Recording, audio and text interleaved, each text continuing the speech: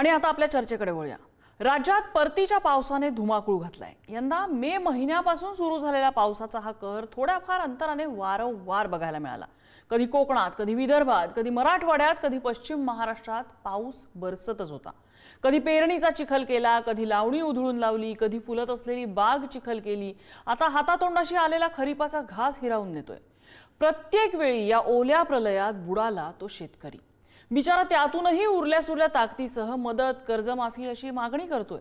सरकारकडून प्रयत्न होत नाहीत असं अजिबात म्हणणं नाहीये, पण ते प्रयत्न योग्य दिशेने होतायत का? प्रश्न, अडचणी या मुळापासून सुटतायत का? तर उत्तर काही प्रमाणात नाही असं आहे। पिकांचं नुकसान झालं, पंचनामे झाले, तुटपुंजी मदत मिळाली की प्रश्न सुटला या भ्रमात सरकार आहे असं सध्या तरी दिसतंय। ऑगस्ट महिन्यात उपमुख्यमंत्री अजित पवार यांचं एक वाक्य होतं, वक्तव्य त्यांनी असं केलं होतं की योग्य वेळ आली की आम्ही कर्जमाफी देऊ। वास्तविक आता ती वेळ आहे। कर्जमाफी देत शेतकऱ्याचा सातबारा कोरा केल्यास परिस्थिती कदाचित सुसह्य होईल असं दिसतंय, पण सरकारच्या लेखी असलेली ती योग्य वेळ कधी येणार हाच या घडीचा प्रश्न आहे।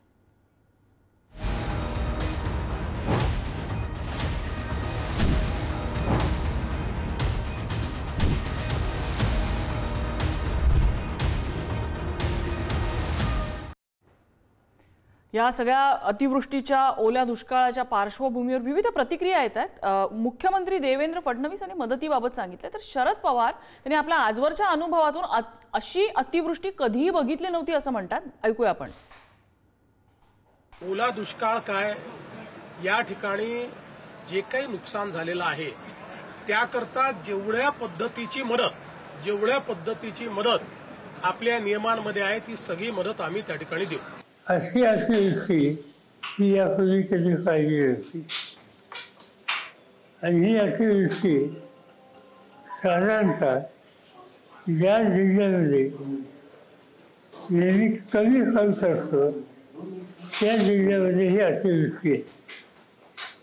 त्याच्यामध्ये सोलापूर असेल, लातूर असेल, धाराशिव असेल, जालना असेल, औरंगाबाद, नांदेड, परभणी हे जिल्हे असतील, ते अलीकडचे अगदी नगरमधून सुद्धा दक्षिण नगर आणि हे सगळे भाग आहेत। आणि याच संदर्भातल्या चर्चेत आपल्यासोबत सहभागी होत आहेत राष्ट्रवादी काँग्रेसचे आमदार अमोल मिटकरी, शिवसेना उद्धव ठाकरे पक्षाचे आमदार ओमराजे निंबाळकर थोड्याच वेळात येतील, माजी खासदार आणि भाजपाचे नेते पाशा पटेल आपल्यासोबत असतील, आणि शेतकरी नेते रविकांत तुपकरही चर्चेत सहभागी होत आहेत। अमोल मिटकरी यांच्याकडे जाऊया। मिटकरीजी, सुरुवातीला तुमच्याकडे येण्याचं कारण म्हणजे राज्याचं अर्थ खातं तुमच्या पक्षाकडे आहे, कृषी खातं तुमच्या पक्षाकडे आहे, मदत आणि पुनर्वसन खातं तुमच्या पक्षाकडे आहे। आत्ता सध्या जे संकट आहे तुमच्या पक्षाचा रोल हा सगळ्यात मोठा आणि महत्त्वाचा आहे। कधी मुहूर्त येणार कर्जमाफीचा? अजितदादा जे म्हणाले होते योग्य वेळी आम्ही करू, ती योग्य वेळ अजूनही वाटत नाहीये का? आज खऱ्या माझा आवाज येतोय ना नम्रताजी? हो, बोला बोला।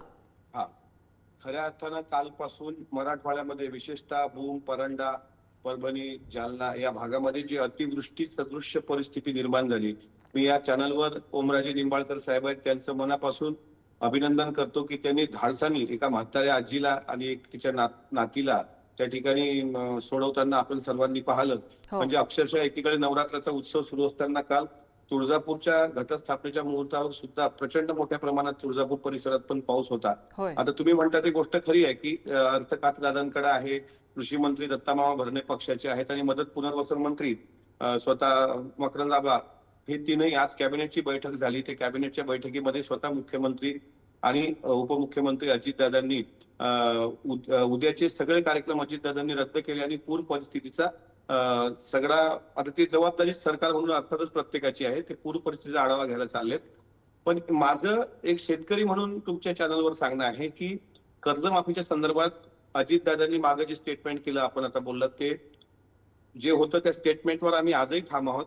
योग्य वेळी सरकार कर्जमाफी करेल। आता तुमचा दुसरा प्रश्न असा होता की ती योग्य वेळ कधी येणार? मला असं वाटते की ही योग्य वेळ आहे, कारण 3 दिवसांपूर्वी स्वतः दत्ता मामा भरणे आमच्या कृषी विद्यापीठात शिवार फेरीला भेट द्यायला आले असताना त्यांना पत्रकारांनी प्रश्न विचारल्यानंतर दिवाळीच्या पूर्वीच आम्ही कर्जमाफी करण्यासंदर्भात विचार करतोय असं त्यांचं स्टेटमेंट होतं। म्हणजे एकंदरीत आज मराठवाड्यातली परिस्थिती जशी आहे तशीच किंवा थोडी कमी असेल, पण तशी तशी सदृश्य परिस्थिती विदर्भात सुद्धा आहे. मी स्वतः सोयाबीन उत्पादक शेतकरी आहे. आज सोयाबीनला एकरी 2 क्विंटल पण उत्पन्न होईल की नाही अशी परिस्थिती आहे. बळीराजा खचलेला आहे, दिवाळसण तोंडावर आहे. त्यामुळे सरकार सकारात्मक दृष्टीने विचार करून लवकरात लवकर कर्जमाफी करेल याबद्दल कोणाच्याही मनात शंका नाही. सरकार खंबीरपणे महाराष्ट्राच्या शेतकऱ्यांच्या पाठीशी आहे. मिटकरजी, याच्यामध्ये प्रश्न तुम्हाला असा विचारला जातो यावेळेला, कारण असं होत आहे की अतिवृष्टी काय ही आत्ता या पावसाळ्यामध्ये ही आत्ता पहिल्यांदा झालेली नाहीये, ही तर परतीच्या पावसाची आहे. पण पाऊस आला तोच एवढा वाजत गाजत आलेला होता की शेतकऱ्याला त्यांनी रडकुंडीला आणलं. मेच्या मध्यात आपण बघितलेलं होतं. त्यानंतर जूनमध्ये झाली, जुलैमध्ये झाली, ऑगस्टमध्ये झाली. वारंवार ही अतिवृष्टी होते, वारंवार पिकांचं नुकसान होतंय, वारंवार शेतकरी बिचारा गुडघ्यावरती येतोय, चिखलामध्ये रडत बसण्याशिवाय त्या शेतकऱ्याच्या हातात काय नाहीये. आणि सरकार काय करतं तर किती एकरचे नुकसान झालंय बघा, त्याचा पंचनामा करा आणि तात्पुरती नुकसान भरपाई द्या. मुळापर्यंतचं सोल्युशन कुठे आहे म्हणून आम्ही योग्य वेळेचा प्रश्न विचारतोय. नाही, मी तुमच्या मताशी पूर्णपणे सहमत आहे. ज्यावेळेस पंचनामे होतात त्यावेळेस तहसीलदार, प्रांत अधिकारी किंवा मंडळाचे अधिकारी, तलाठी हे पंचनामा करतात. मात्र ती मदत मुबलक आहे का? तर अर्थातच मुबलक मदत नाही. हेक्टरी 5,000 रुपये किंवा हेक्टरी 10,000 रुपये ही मदत म्हणजे अगदी तुटपुंजी मदत आहे. त्यामध्ये शेतकऱ्याचं नुकसान भरून निघत नाही. काल पशुधन जे वाहून गेलं, म्हणजे इतक्या मोठ्या प्रमाणात पाऊस मराठवाड्यांनी पहिल्यांदा पाहिला. आता स्वतः पवार साहेब पण त्याबाबत बोलत होते. पशुधन वाहून जाणं म्हणजे आज एका जोडीची किंमत 80,000 ते 1.5 लाख रुपयापर्यंत आहे. म्हैस घ्यायला गेलात तुम्ही पशुधनामधली तर तिची किंमत 60-70 हजार कमी नाही. दुधाळ गाई आणि म्हशीचा प्रश्न. त्याच्यामुळे 5 आणि 10,000 ही तुटपुंजी मदत आहे. पण आता सरसकट कर्जमाफीचा जो प्रश्न ऐरणीवर आलाय, मला असं वाटतं त्या दृष्टीनं आज कॅबिनेटमध्ये पण चर्चा झाली आणि लवकरच शेतकऱ्यांना गुड न्यूज मिळेल. अर्थातच ती तारीख सांगण्याचा पूर्ण अधिकार राज्याचे मुख्यमंत्री देवेंद्र फडणवीस साहेबांना आहे. पण मी सुद्धा एक कापूस आणि सोयाबीन उत्पादक शेतकरी म्हणून आज चर्चेमध्ये सहभागी आहे. मी काय सरकारमधला प्रतिनिधी आहे का? तर 100% आहे. पण मी कापूस उत्पादक आणि सोयाबीन उत्पादक शेतकरी म्हणून मला पण त्या अपेक्षा आहेत की शेतकऱ्याच्या कर्जमाफीच्या संदर्भामध्ये सरकारने निर्णय घ्यावा. आजही देवगिरीवर बैठक आहे आणि बैठकीमध्ये सुद्धा सर्व आमदारांकडून हाच प्रश्न आज आदरणीय अजितदादांना विचारला जाईल आणि अजितदादा त्यावर काय सकारात्मक उत्तर देतात ते तुम्हाला रात्री आम्ही तारीख जर ठरली असेल आजच्या कॅबिनेटमध्ये तरी सांगू. पण सध्या तरी शेतकऱ्याला दिलासा देणं खूप महत्वाचं आहे. बळीराजा अगदी अगदी दिलासा या क्षणाला त्या शेतकऱ्याला मिळालाच हवाय. आपण सगळेच जण त्यांच्या पाठीशी खंबीरपणे उभं राहणं गरजेचं आहे. बाकीचे आपल्या चर्चेत येतातच आहेत. तोपर्यंत तुम्ही आता शेतकरी, तुम्ही स्वतः आहात, शेतकऱ्याच्या दृष्टीतून ह्या सगळ्याकडे बघताना आता या क्षणाला मदत महत्वाची आहे की कर्जमाफीने बऱ्यापैकी प्रश्न सुटेल असं वाटतं? एका शेतकऱ्याच्या नजरेतून बघताना तुम्ही प्लीज, पक्षाचे कार्यकर्ते किंवा प्रतिनिधी म्हणून इथे उत्तर तुमच्याकडनं अपेक्षित नाहीये मला. मी शेतकऱ्याच्या नजरेतून बघताना जो तुम्ही प्रश्न विचारलाय, मला असं वाटते पूर्णपणे कर्जमाफी मागच्या वेळेस सरकारने केली होती. महाविकास आघाडीच्या सरकारमध्ये पण कर्जमाफी करण्याचा प्रयत्न झाला होता. पण शेतकरी आत्महत्येचं काही सत्र सुटलं नाही. आजही ते धसका घेऊन मराठवाड्यामध्ये एका शेतकऱ्याने, मायबाप शेतकऱ्यांनी आत्महत्या केली. हे राज्याला शोभणारं नाहीये. माझं म्हणणं असं आहे की एखादी योजना बंद पडली तर चालेल, पण सरकारने शेतकऱ्याची कर्जमाफी करूनच शेतकऱ्याच्या आता जे काही पीक उरलं, आता मराठवाड्यातलं सगळं गेलंय. सगळं म्हणजे आज एका पेपरला वाचलं की बाळाला दूध पाजण्याची वाटी सुद्धा घरातून वाहून गेली. इतकं भीषण वास्तव आणि सत्य आहे. त्यामुळे तुटपुंजी मदत आणि कर्जमाफी ही त्यावर पर्यायी मार्ग असू शकत नाही. तर जे काही आता उरलेल्या शेतकऱ्यांच्या हाती राहिलेलं आहे त्याच्या शेतकऱ्याचा, शेतमालाला हमी भाव म्हणजे पणन मंत्र्यांसोबत आम्ही बोलू. आणि एपीएमसी मध्ये जे एपीएमसी बऱ्याच प्रमाणात शेतकऱ्याच्या लुटीचे अड्डे बनलेले आहेत त्याच्यावर नियंत्रण आणि शेतकऱ्याचं जे काही उरलं असेल त्या बिचारा शेतकऱ्याच्या हाती, आपल्या गोरगरीब शेतकऱ्याच्या, कारण आपण सगळे जगतो, आपला पोशिंदा तो मायबाप शेतकरी आहे. त्याच्यामुळे त्याच्या हातात जे काही पीक आता उरलेलं आहे ना त्याला तरी योग्य भाव मिळावा. आणि आपल्या सरकार म्हणून आता बोलतो की सरकारकडून माझ्यासारख्याला अपेक्षा आहे की कर्जमाफी तर झालीच पाहिजे, पण त्याच्या शेतमालाला सुद्धा समाधानकारक भाव भेटावा, जेणेकरून त्याच्या दिवाळ सणात 2 घास सुखाची तोंडात त्याच्या पडतील शेतकऱ्याच्या कुटुंबाच्या. अशी मला एक शेतकरी म्हणून प्रश्न विचारल्याची मी उत्तर दिलंय. आपल्याला शेतकरी नेते रविकांत तुपकर सुद्धा आपल्या सोबत आहेत. रविकांत तुपकरजी, आता राज्यातली परिस्थिती गंभीर आहे. मदत म्हणजे यावेळेला सरकारने तर धोरण थोडंसं बदललंय की जसजसे पंचनामे येतील तसतशी मदत ते पुढे सरकवतायत. म्हणजे अख्ख्या तालुक्याचे किंवा अख्ख्या जिल्ह्याचे पंचनामे येत बसायची वाट बघत नाहीत. जसे पंचनामे पुढे येतात तशी मदत शेतकऱ्याला पुढे सरकवली जाते. पण हे पुरेसं वाटतंय का? काही चुकतंय सरकारचं याच्यामध्ये की सरकारचे प्रयत्न तुटपुंजे पडतायत? का शेतकऱ्याच्या डोळ्यात आज अश्रू दिसतायत? सरकारनं आज जी घोषणा केली ती मदत खूपच अत्यल्प आहे. पूर्वी मदत 13,800 रुपये मिळत होती आणि 3 हेक्टरची मर्यादा होती. आता त्यांनी ती हेक्टरची मर्यादा फार कमी केलेली आहे आणि त्याच्यानंतर मदत 8,500 रुपये आता देणार आहे.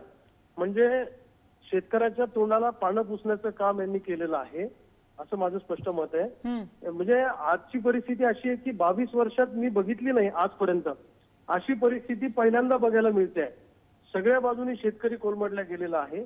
म्हणजे आत्महत्येशिवाय पर्याय उरत नाही अशी परिस्थिती आहे. पण मी शेतकऱ्यांना आवाहन करेन की आत्महत्या करू नका.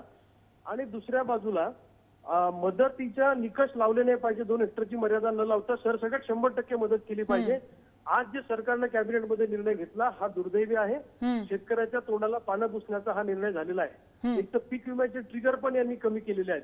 पहिले 4 ट्रिगर होते, आता एकच ट्रिगर ठेवलं, 3 ट्रिगर कमी केले.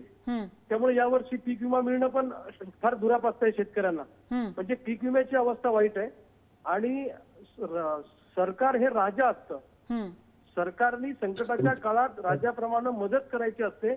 पण दुर्दैव असं आहे की यांना शेतकऱ्यांना मदत करण्यापेक्षा यांना निवडणुका जिंकण्यामध्ये सगळ्यांना जास्त इंटरेस्ट आहे.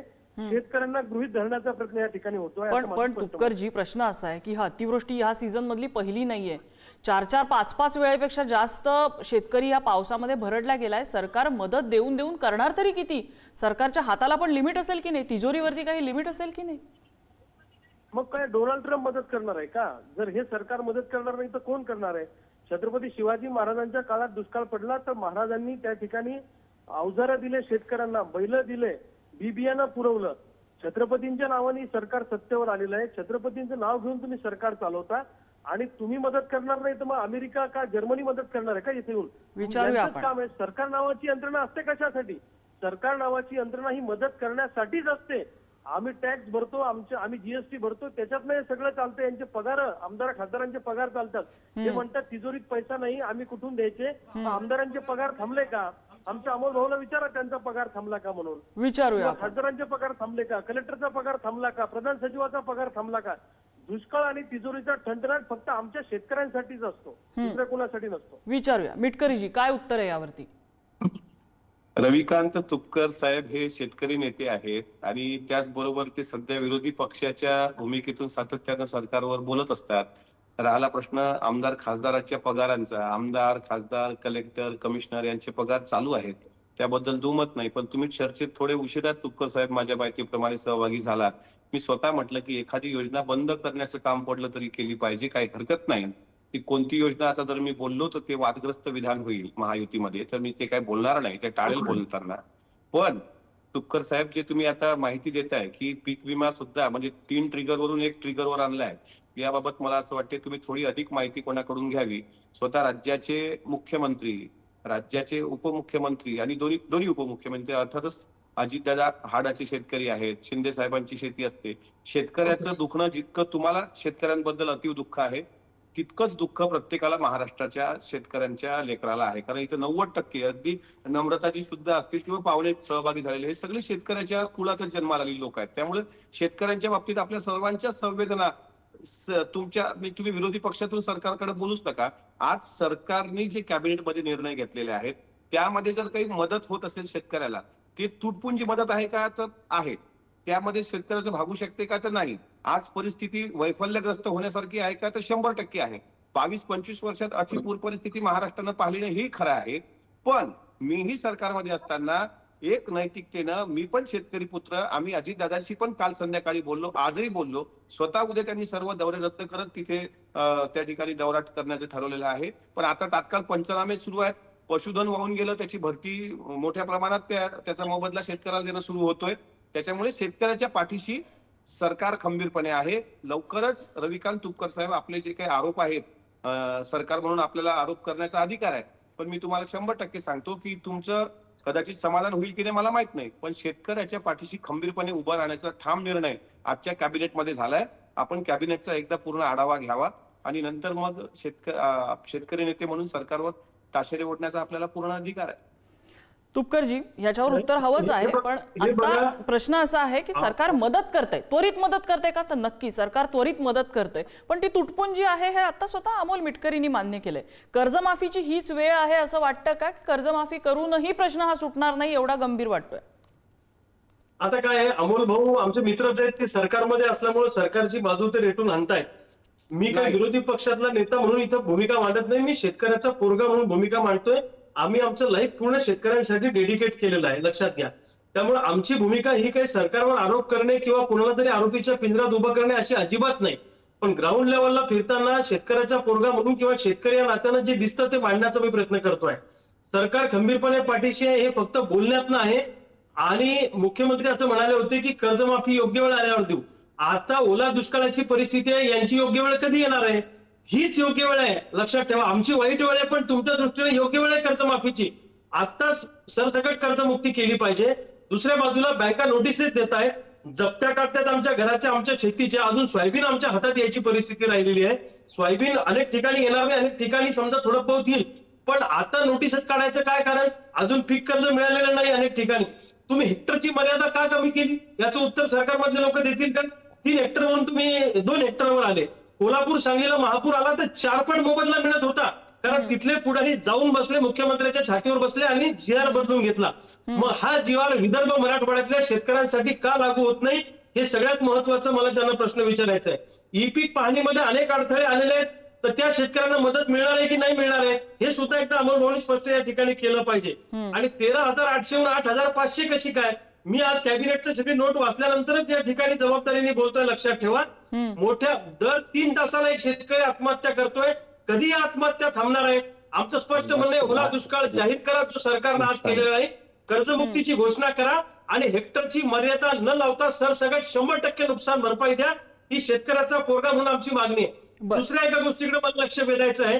जमिनी खरडून गेल्यावर तुम्ही 37,000चा मोबदला देता हेक्टरला, पण ती जमीन पोट खराब होते. जमीन पोट खराब झाली तर पुढच्या वर्षी त्या जमिनीवर कुठलाही शासकीय लाभ मिळत नाही, कुठलंही कर्ज मिळत नाही. आणि पोट खराबची जमीन वहिती करण्यासाठी 50 चक्र आम्हाला मारावे लागतात. त्याचे जाचक अटी आणि निकष काढून टाकले पाहिजे. दुसऱ्या बाजूला मंडळाला पर्जन्यमापक यंत्र तुम्ही दाखवलेलं आहे. आता पाऊस या गावात पडतो त्या गावात पडत नाही, त्यामुळे त्या पर्जन्यमापक यंत्रावर पाऊस पडेलच असं नाही. त्यामुळे ते सुद्धा निकष बदलले पाहिजे अशी आमची मागणी या ठिकाणी आहे. आणि 2014 पासून आतापर्यंत विमा कंपन्यांनी जो जो कारभार केला याचं टेस्ट ऑडिट झालं पाहिजे आणि सोयाबीन निर्यात झाली पाहिजे अशी आमची या निमित्तानं मागणी आहे.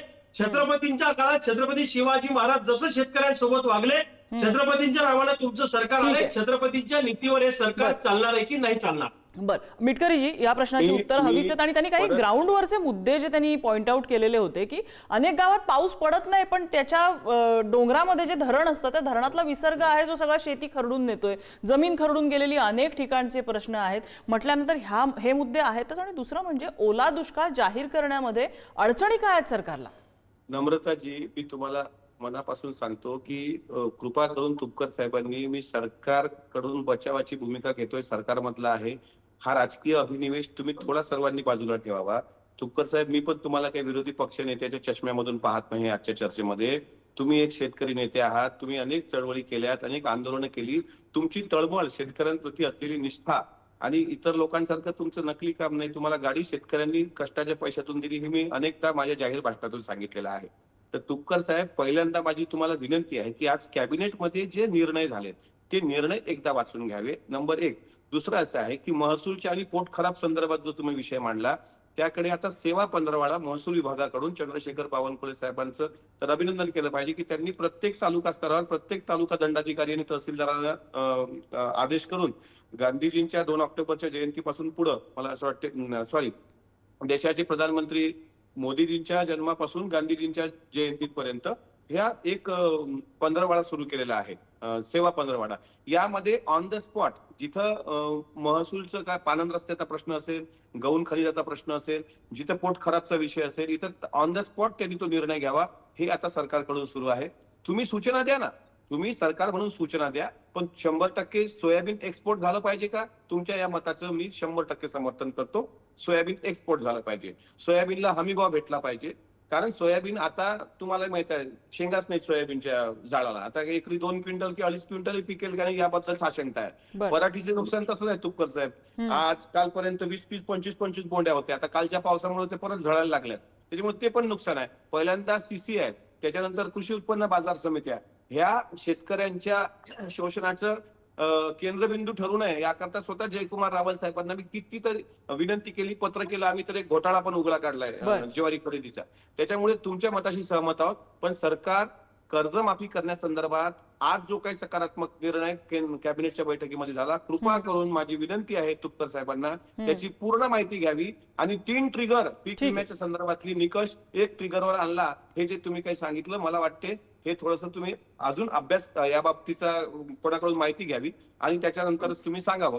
पण शेतकरी पुत्र म्हणून आम्ही तुमच्या तळमळ पाहतोय आणि त्याबद्दल आम्ही तुमच्या भूमिकेचं समर्थन करतो. बरं, ओमराजे कदाचित रेस्क्यू आणि त्यांच्या इतर कामांमध्ये असावेत. आपल्यासोबत स्वामी आहेत, उमरग्याचे आमदार आहेत, प्रवीण स्वामी. प्रवीण स्वामीजी, आपलं स्वागत आहे. माझा आवाज पोहोचतो आपल्यापर्यंत?